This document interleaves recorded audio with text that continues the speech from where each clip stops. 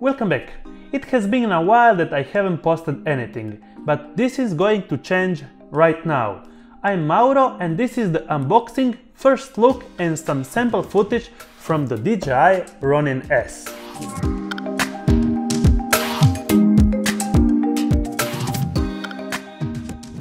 And first of all, thanks again for the awesome support that I get on my YouTube channel and also on my Instagram page. And yeah, you can check it out on the links down below. So, first of all, let's start with the unboxing.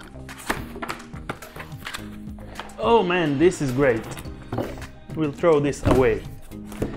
This is the outer shell. And yeah, it has a latching mechanism right up here that you have to open like this and rotate to unlatch it. And you open it. There we go. In the box you will find the extended tripod grip. In the accessory box you will find the RSS IR cable, multi-camera control cable, USB-C cable, camera riser plate, additional plate mounting screws and Allen wrenches. The 24-watt power adapter. The camera mounting plate that is the same as the Manfrotto 501PL. The Ronin-S battery pack grip. And the main part, the gimbal. The assembly is really easy.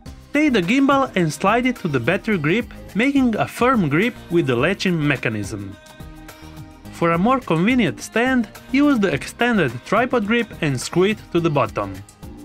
The mounting plate slides on the hot shoe module. Now it's time to mount the camera of choice and balance it. The balance process is vertical, depth, tilt, roll and pan axis. There will be a link popping up on the upper screen to follow the balancing process. After you balance it, you are pretty much ready to shoot.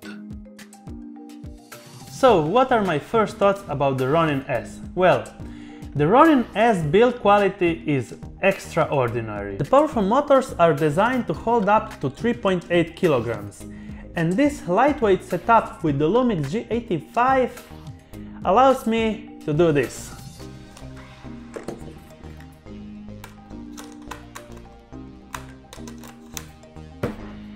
And the motors will hold up. And you can switch pretty much all the lightweight lenses of the Micro Four Thirds line, and yeah, it will still work and be in balance pretty much all the time.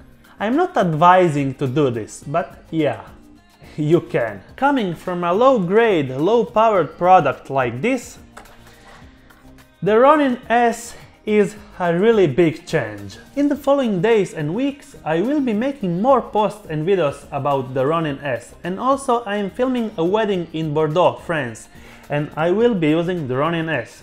There will be also a Ronin-S vlog in France, and I'm traveling in Porto late September.